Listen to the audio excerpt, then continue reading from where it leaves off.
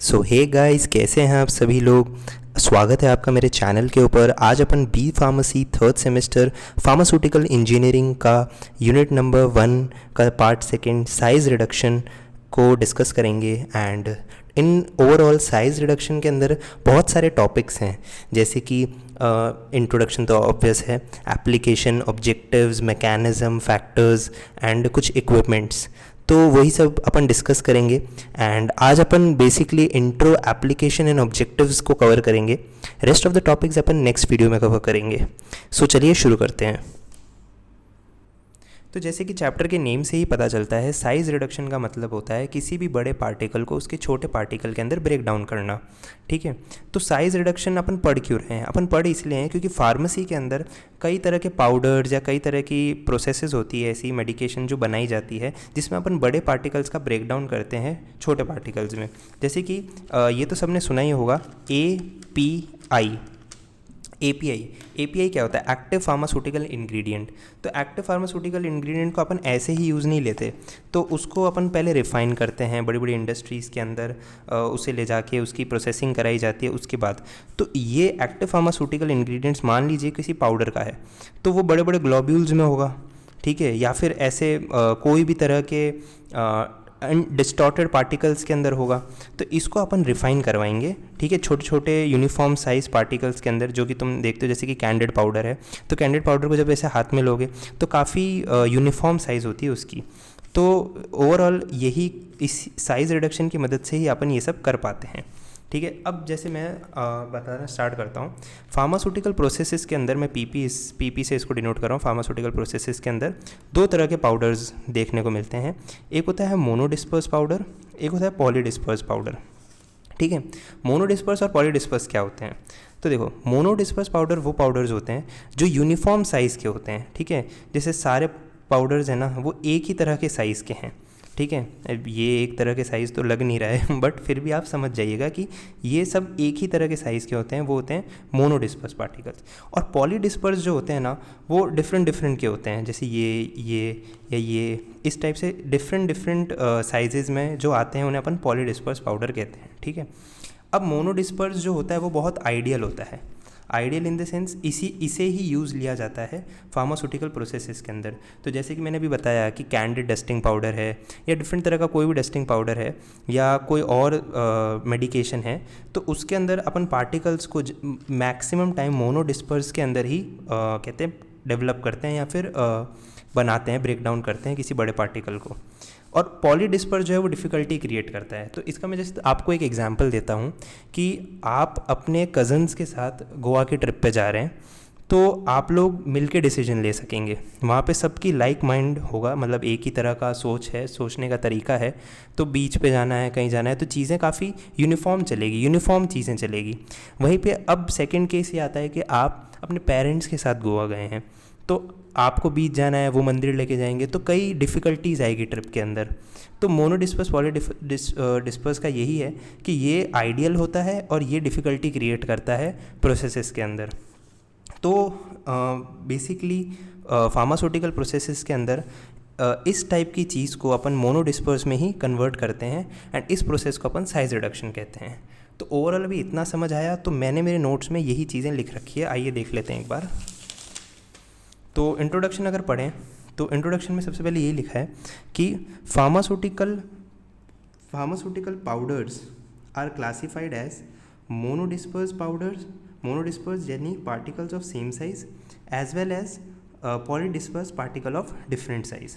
ठीक है, अभी ये चीज़ मैंने आपको समझाई कि दो तरह के पाउडर्स होते हैं, monodisperse and polydisperse, particles of same size and particles of different size. अब next line, monodispersed are ideal for pharmaceutical processes. जैसे मैंने बताया कि मोनोडिस्पर्स जो होते हैं वो आइडियल होते हैं किसी भी तरह की फार्मास्यूटिकल प्रोसेस को करने के लिए। Whereas polydispersed create several difficulties. Polydisperse particles जो होते हैं वो डिफ़िकल्टी क्रिएट करते हैं, और जैसा मैंने एग्जांपल दिया ट्रिप्स का। एंड फिर नेक्स्ट पॉइंट है, to obtain uniform size particles are to be reduced in their size by the process called size reduction.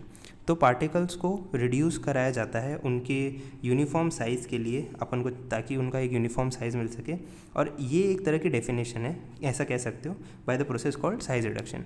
Main definition ये है कि size reduction is a process of reducing large particles into smaller once.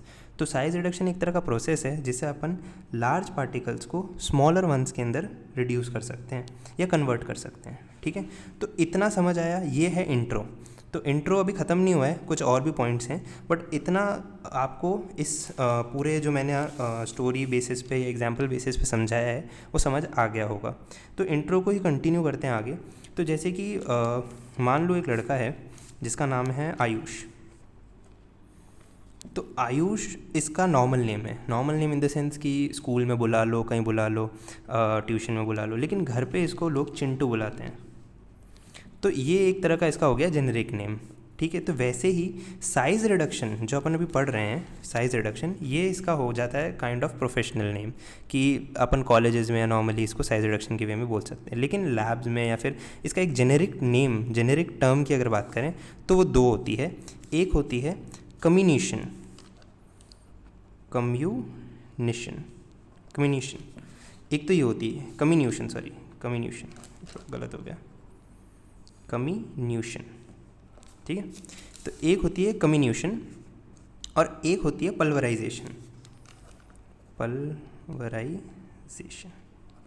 ठीक है, एक हो गई कम्युनिशन, एक हो गई पल्वराइजेशन। अब ये दो टर्म्स आपको याद रखनी पड़ेगी। अब कई जने कहते हैं कि सर हमसे याद नहीं रहता है कि कम्युनिशन और पल्वराइजेशन ऐसे वर्ड्स, तो जेनेरिक टर्म क्या थी। तो अब देखो यार बेटा, तुम्हें इसे लर्न तो करना ही पड़ेगा। अब कैसे लर्न करना है वो तुम्हारे ऊपर है। अब जैसे कई स्टूडेंट्स हैं जो इसमें में भी लर्न करते हैं कि जैसे मान लो कोई बच्चा है, ठीक है, वो ट्यूशन जा रहा है, ठीक है, एंड वो कमीना है, ठीक है, तो कमीना ट्यूशन जा रहा है, तो कम्युनिशन इन शॉर्ट। एंड पल्वराइजेशन का भी ऐसा ही कुछ बन सकता है। तो इस टाइप से बना लिया करो यार। देखो कोई भी बुराई नहीं है ऐसी चीज़ों को रख के याद करने में, ठीक है। अगर तुम्हें याद हो रहा है तो वो बड़ी चीज़ है, बाकी तुम कैसे भी याद करो, ठीक है। तो कम्युनिकेशन याद रख लेना और पल्वराइजेशन तो तुम देख ही लेना। तो ये हो गया जेनेरिक टर्म, ये दो होते हैं जेनेरिक टर्म साइज़ रिडक्शन के, ठीक है। अब साइज़ रिडक्शन दो केसेस में कैसे कैसे करी जाती है। जैसे सॉलिड्स में क्या होता है, सॉलिड्स में अपन दो तरीके से साइज़ रिडक्शन करते हैं। पहला तरीका हो सकता है ग्राइंडिंग, ठीक है। ग्राइंडिंग तो सबको पता ही है कि कैसे अपन घर पे भी ग्राइंड करते हैं कई चीज़ों को। तो वैसे ही बड़े केस पे या लार्ज स्केल के ऊपर ग्राइंडिंग करी जाती है। सॉलिड्स के अंदर बड़े पार्टिकल्स को छोटे पार्टिकल्स में तोड़ दिया जाता है। एंड एक होता है कटिंग। कटिंग मतलब वही कि ब्लेड से कट करना। जैसे कि मान लीजिए कोई सब्जी है जिसको अपन चाकू से भी कट करके उसके छोटे छोटे पार्ट्स में तोड़ देते हैं, ठीक है, एंड फिर उसे खा लेते हैं। तो कटिंग, वैसे ही ये सब बड़े स्केल के काम है। मैं छोटे डेली लाइफ एग्जांपल से आप लोगों को समझा रहा हूँ। तो ये हो जाता है सॉलिड्स में ग्राइंडिंग और कटिंग। और एक होता है लिक्विड्स।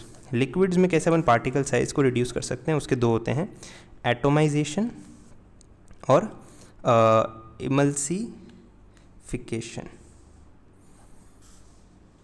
अब ये पूरा कचरा हो चुका है यहाँ पे, बट कोई बात नहीं, ये एज अ रफ पेज मैंने इसको यूज़ किया है। नोट्स सारे यहाँ पे लिख रखे हैं ना, आपको इसका डिस्क्रिप्शन में भी लिंक मिल जाएगी। तो जैसे कि अभी मैंने क्या पढ़ाया तो वो सब यहाँ पे लिख रखा है कि generic term used for the size reduction is communication और पल्वराइजेशन। जैसा मैंने बताया, कम्युनिकेशन और पल्वराइजेशन एक तरह की जेनेरिक टर्म है, यूज होती है साइज़ रिडक्शन के लिए। कम्युनिकेशन कैसे याद रखना है वो भी बता दिया है। फिर in case of solids size reduction is done by grinding and cutting. यानी सॉलिड्स के केस में अपन साइज़ रिडक्शन को ग्राइंडिंग या कटिंग के थ्रू करते हैं। और in case of liquids size reduction is done by atomisation और इमल्सिफिकेशन। तो ये भी मैंने उसमें बता दिया। इसको एज इट इज़ लर्न कर लीजिएगा। यहाँ पे आपका इंट्रो कंप्लीट होता है। इतना इंट्रो दिमाग में रखना है। अब कई जने कहेंगे इंट्रो की क्या ज़रूरत है, तो जैसे मैं आपको बताता हूँ साइज़ रिडक्शन के अंदर आगे मैक्सिमम क्वेश्चंस जो हैं वो बॉल मील से या फिर आपके एट्रीशन और ये सब चीज़ें जो आगे मैं भी पढ़ाऊँगा आगे आने वाले लेक्चर्स में, उसमें से आई जाती है। तो 5 नंबर का क्वेश्चन आए या 10 नंबर का क्वेश्चन आए, आप जैसे कि मान लीजिए क्वेश्चन आया 5 मार्क्स का या 10 मार्क्स का, ठीक है। मान लीजिए 5 मार्क्स या 10 मार्क्स में से बॉल मील पूछा है आपसे, बॉल मील पूछा है, ठीक है। बॉल मिल साइज़ रिडक्शन का ही पार्ट है, साइज़ रिडक्शन का ही पार्ट है बॉल मिल, आगे आएगा पढ़ेंगे अपन। बॉल मिल पूछा है आपसे 5 या 10 नंबर में, ठीक है। तो बच्चे क्या गड़बड़ करते हैं ना, स्टार्ट करते हैं जब अपना आंसर लिखना आंसर शीट के ऊपर, तो बॉल मिल से ही शुरू कर देते हैं। बॉल मिल ये होता है, बॉल मिल वो होता है, फिर बॉल मिल के डिफरेंट टाइप्स या फिर टाइप्स क्या सॉरी उसका कंस्ट्रक्शन, वर्किंग, प्रिंसिपल सब शुरू कर देंगे और नियरली अराउंड 2 या 3 पेजेस में ख़त्म कर देंगे। 5 नंबर का भी क्वेश्चन 2-3 पेजेस में ख़त्म हो गया, 10 नंबर में आया तो भी 2-3 पेजेस में ख़त्म हो गया। तो ऐसे नहीं करना है। अब इसके अंदर है ना ये इंट्रो काम आता है। जैसे मान लीजिए 10 नंबर में आया है, तो 10 नंबर में सबसे पहले आप इंट्रो दीजिए साइज़ रिडक्शन का, क्या होता है साइज़ रिडक्शन। तो ये जितने भी मैंने पॉइंट्स बताए कि मोनोडिस्पर्स पाउडर, पॉलीडिस्पर्स पाउडर, मोनोडिस्पर्स क्या होता है, पॉलीडिस्पर्स क्या होता है, ये फिर साइज़ रिडक्शन एक प्रोसेस है। फिर जेनेरिक टर्म होती है कम्युनिकेशन, पल्वराइजेशन, सॉलिड्स के अंदर ग्राइंडिंग कटिंग करते हैं और लिक्विड्स के अंदर अपन एटोमाइजेशन और इमल्सिफिकेशन करते हैं। तो ये सब अपन को पहले सबसे पहले लिखना है अगर 10 नंबर का क्वेश्चन आता है, ठीक है। ये लिखने के बाद फिर आपको स्टार्ट करना है कि बॉल मिल जो है एक तरह का इक्विपमेंट है, वो अपन आगे पढ़ेंगे इसके अंदर में, नेक्स्ट लेक्चर आएगा तो वो सब अपन को उसमें में करना है। तो इसलिए ही इंट्रो ज़रूरी हो जाता है, ये आपके पेजेस बढ़ाता है, ठीक है। एग्ज़ाम के अंदर एग्जामिनर कॉलेज अगर एग्ज़ाम्स की बात करूं तो सिर्फ पेजेस ही देखता है मैक्सिमम टाइम्स कि बच्चे ने कितने पेज भरे हैं, ठीक है। तो 10 नंबर में उसको चाहिए मिनिमम 4 से 5 पेज मिनिमम, ठीक है, 10 नंबर में, या मैक्सिमम 5 कह लो, ठीक है। मैक्सिमम 5 तो होने ही चाहिए, कई कई बच्चे 7 भी भर देते हैं, पता नहीं, बहुत नेक्स्ट लेवल होते हैं। एंड मिनिमम 3 तो होने ही चाहिए, 3 या 4, 3 से 4 तो मिनिमम इतना तो होना ही चाहिए 10 नंबर में। तो उसमें ये इंट्रो काम आएगा। तो चलिए नेक्स्ट स्टार्ट करते हैं अपन एप्लीकेशन। तो चलो अब अपन एप्लीकेशन के पार्ट से स्टार्ट करते हैं। तो एप्लीकेशन जो है इसमें ओवरऑल या फिर मैं बात करूं कि टोटल जितने भी इस चैप्टर में एप्लीकेशंस हैं वो 5 हैं, जिसमें 3 एप्लीकेशंस जो हैं वो नॉर्मल एप्लीकेशंस हैं और जो 2 एप्लीकेशन हैं वो एडवांस एप्लीकेशंस हैं। तो जो 3 एप्लीकेशन है इसे भी मैं स्टोरी के पॉइंट ऑफ व्यू से याद करवाऊंगा ताकि देखो याद हो जाए आपको, क्योंकि देखो नोट्स इकट्ठा करने से, रट लेने से एग्ज़ाम आप निकाल तो लोगे बट मार्क्स उतने अच्छे नहीं आएंगे। तो अच्छा यही है कि इसे एक स्टोरी बेसिस पर याद कर लो ताकि वो भी दिमाग में रहे और जब आप लिख रहे होंगे एग्ज़ाम तो बस उस स्टोरी के बेसिस पर ही आप अपने आंसर्स लिख पाएँ। स्टोरी तो क्या ही है, एक नॉर्मल सा सीन है जो मैं अभी एक्सप्लेन करने वाला हूँ। तो चलिए एप्लीकेशन स्टार्ट करते हैं। तो जो नॉर्मल एप्लीकेशन है इसे मैं इस वे में समझाता हूँ। तो जैसे कि मान लीजिए कि इनडाइजेशन का किसी को इशू है या फिर कोई किसी को कफ या कोल्ड हो रखा है, ऐसे टाइम पे वो बंदा सस्पेंशन लेने जाएगा, ठीक है। मार्केट से कोई भी चीज़ आएगा तो सस्पेंशन के फॉर्म में होगी। तो सस्पेंशन को जब भी आप उस बॉटल को हाथ में लोगे तो उसके अंदर क्या देखोगे, अगर वो शेक नहीं हो रखी है तो उसके अंदर सेडिमेंटेशन हो रखा होगा, सेडिमेंट फॉर्म होंगे, मतलब कि पार्टिकल जो हैं वो नीचे बॉटम के अंदर इकट्ठा हो जाएंगे और जो फ्लूइड है वो ऊपर रह जाएगा। तो ये तो सबको पता है सस्पेंशन की एक प्रॉपर्टी या एक कैरेक्टरिस्टिक कह लो। जैसे मान लो ये सस्पेंशन है, ठीक है, अभी सस्पेंशन नहीं है बट मान लो, तो जैसे आपके दवाई लेने का टाइम हो गया, वो एक सस्पेंशन की बॉटल है, तो आपने वो उठाई, ठीक है, आपने देखा कि यार नीचे पार्टिकल सेडिमेंट हो रखा है और ऊपर फ्लूइड है, तो आपने उसको शेक किया, ठीक है, ताकि सस्पेंशन में कहते हैं ना शेक वेल बिफोर यूज़। तो पहला पॉइंट यही हो गया कि सेडिमेंट, ठीक है, इससे तुम याद रख लेना कि सस्पेंशन की कोई बॉटल है जिसको शेक करना पड़ता है ताकि वो जो सेडिमेंट हो रखी है चीज़ें, पार्टिकल जो सेडिमेंट हो रखे हैं वो वेल कहते हैं उसके अंदर मिल जाए। सेकेंडली वो सस्पेंशन फिर तुमने पी लिया, ठीक है, जितना भी डोज डॉक्टर ने तुम्हें दे रखा था तुमने वो सस्पेंशन पी लिया। पीने के बाद क्या होगा, पीने के बाद एब्जॉर्प्शन होगा, ड्रग का एब्जॉर्प्शन, जाहिर सी बात है अगर लिया है तो एब्जॉर्ब तो होगी ही, एब्जॉर्ब नहीं हो रही तो कोई अलग प्रॉब्लम है, बट एब्जॉर्ब ड्रग तो होती ही है। सेकेंडली तो एब्जॉर्प्शन हुआ, ठीक है, एंड एब्जॉर्प्शन के बाद क्या होगा, थेरेपेटिक इफेक्टिवनेस दिखाएगी, यानी कि वो ड्रग अपना काम करेगी। अगर सर्दी ज़ुकाम की ड्रग है तो फिर वो म्यूकोलाइटिक एक्शन करेगी जिसके अंदर वो म्यूकस का ब्रेकडाउन करेगी। अगर एसिडिटी से रिलेटेड कुछ प्रॉब्लम है तो फिर वो एंटासिड का जो भी काम करेगी, तो वो थेरेपेटिक इफेक्ट दिखाएगी। तो ओवरऑल 3 पॉइंट्स आपको याद रखने हैं कि सबसे पहले सस्पेंशन का जो कैरेक्टरिस्टिक था वो, सेकेंडली एब्जॉर्प्शन हुआ और तीसरा थेरेपेटिक इफेक्टिवनेस उसने अपना दिखाया। तो इसको ऐसे याद रखना कि जैसे तुमने कोई सस्पेंशन उठाया है, ठीक है, अब तुमने उसको पी लिया और पीने के बाद उसने इफेक्ट दिखाया, इस वे में। तो ये 3 चीज़ें याद रखना। अब आओ एप्लीकेशंस के ऊपर।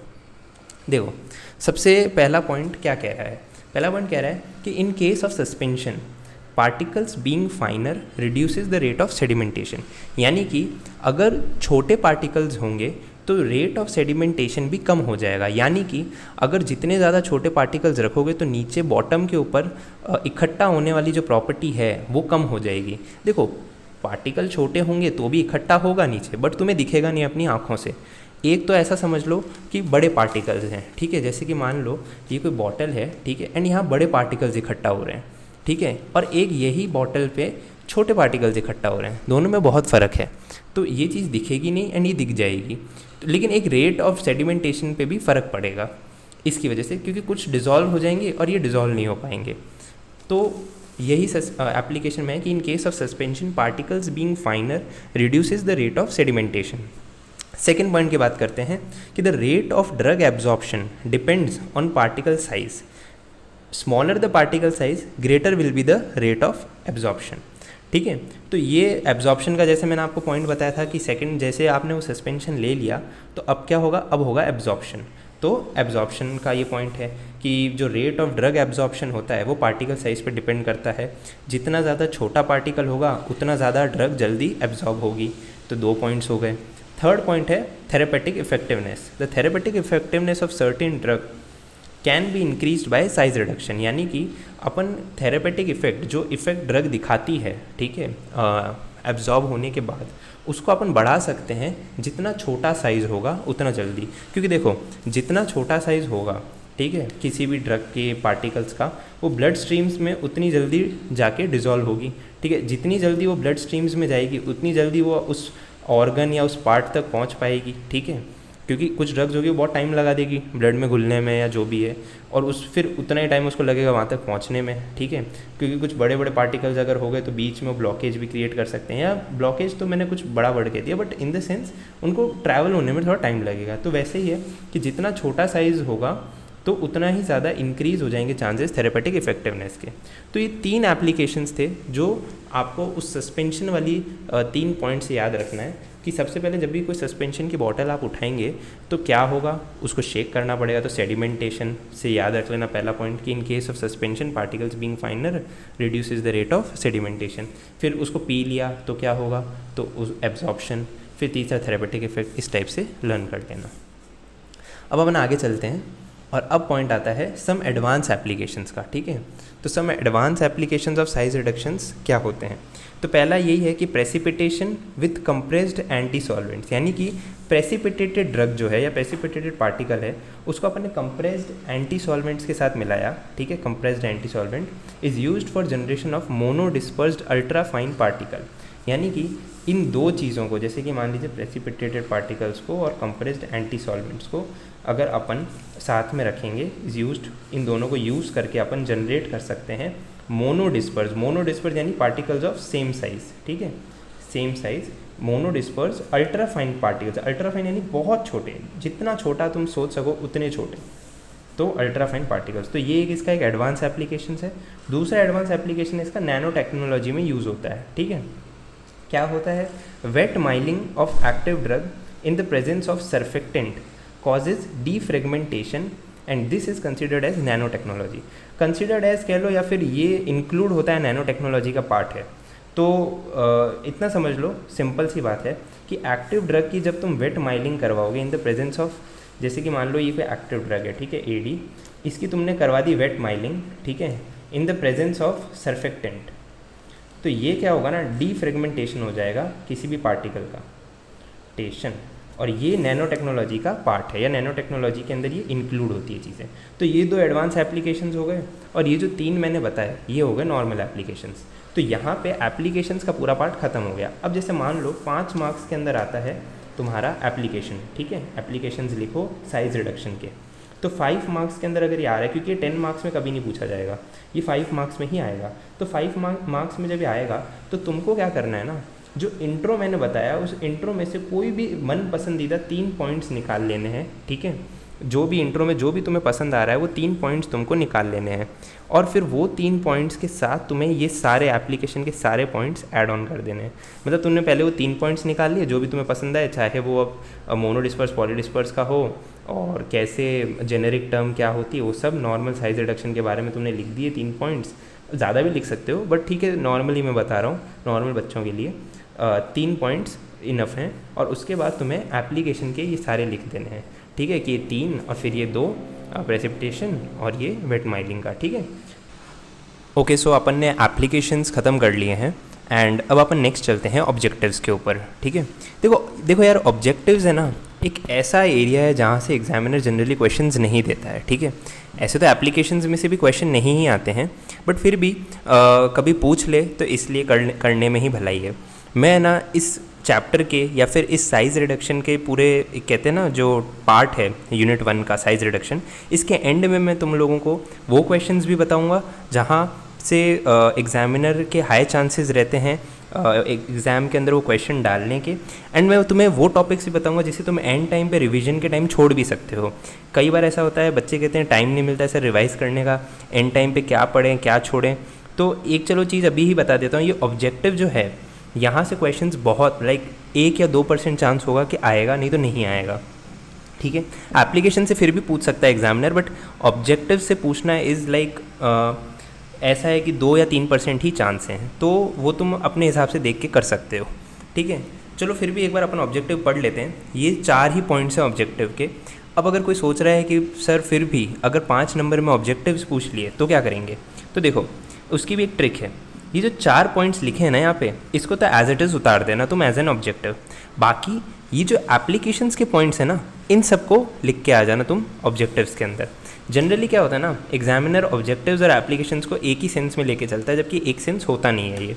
तो तुम ये कर सकते हो, नहीं तो ये 4 पॉइंट्स अलग से ऑब्जेक्टिव्स में लिख के रखो। अगर वो सिंपल ऑब्जेक्टिव पूछेगा तो वो 2 मार्क्स के क्वेश्चन में ही इसको डालेगा, एंड 2 मार्क्स में 4 पॉइंट्स तो ठीक है यार तुम लिख ही सकते हो, ठीक है।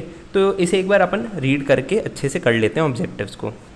पहला ऑब्जेक्टिव ये कहता है कि it increase the surface area to enhance the rate of physical और केमिकल प्रोसेस, ठीक है।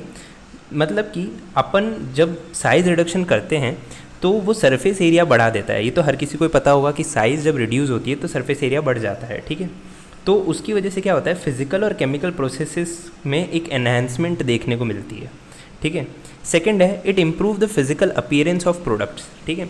अब जैसे मान लो कि तुमने कैंडिड डस्टिंग पाउडर ख़रीदा एंड तुमने जब उसको अपने हाथ में लिया तो काफ़ी अजीब सा अलग अलग डिफरेंट तरह के उसके शेप्स निकल के आ रहे हैं, मतलब कुछ यूनिफॉर्म साइज़ नहीं है।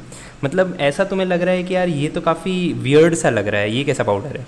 एंड एक तुमने नॉर्मल जो मार्केट में पाउडर आता है वो ख़रीदा, एंड वो तुम उसे जब टेक्सचर वाइज फील कर रहे हो तो तुम्हें काफ़ी सही लग रहा है। तो वही है कि improve physical appearance of products, ठीक है। थर्ड है it enhance the stability of dispersed system, यानी कि डिस्पर्स्ड हुआ हुआ जो सिस्टम है उसकी स्टेबिलिटी को ये एनहांस करता है, ठीक है।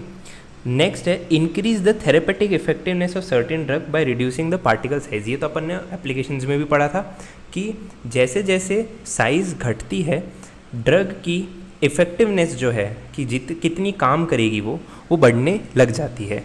तो इसी के साथ साथ अपना एप्लीकेशन ऑब्जेक्टिव्स और इंट्रो ख़त्म होता है।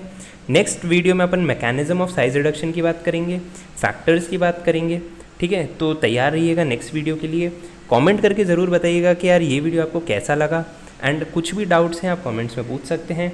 जहाँ तक मैंने पढ़ाया है यहाँ तक की PDF जो नोट्स के हैं वो मैं बना के डिस्क्रिप्शन में डाल दूँगा। टेलीग्राम ग्रुप ज्वाइन कर लीजिएगा, आपके लिए फ़ायदा होगा। एंड जितना भी मैंने पढ़ाया है, जितने भी मेरे नोट्स हैं, देखो अगर तुम इसको बाय हार्ट लर्न कर लेते हो and as it is word to word अगर एग्ज़ाम में लिख के आ जाते हो, कोई टीचर तुम्हारे मार्क्स नहीं काटेगा एंड ना ही काट सकता है। अगर काट ले तो तुम्हारे पास पूरा राइट है उससे लड़ने का। बाकी यार देखो कुछ टीचर्स तो बहुत ही ज़्यादा अड़ियल होते हैं तो मानेंगे नहीं, तो लेकिन हाँ इतना है कि 28-29 अगर 30 मार्क्स का एग्ज़ाम है और 75 मार्क्स का एग्ज़ाम है तो 69 मार्क्स तुम्हारे ईजीली आ जाएंगे अगर तुम मेरे नोट्स को as it is cut copy paste करके वहाँ पे आ जाते हो तो ठीक है फ्रेंड्स, मिलते हैं अगले वीडियो में। अगर पसंद आया तो लाइक कर देना, एंड यार देखो अगर समझ आ रहा है तो ही चैनल को सब्सक्राइब करना, नहीं तो तुम जा सकते हो यार, ठीक है। चलो फिर मिलते हैं अगले वीडियो में। Thank you, bye bye.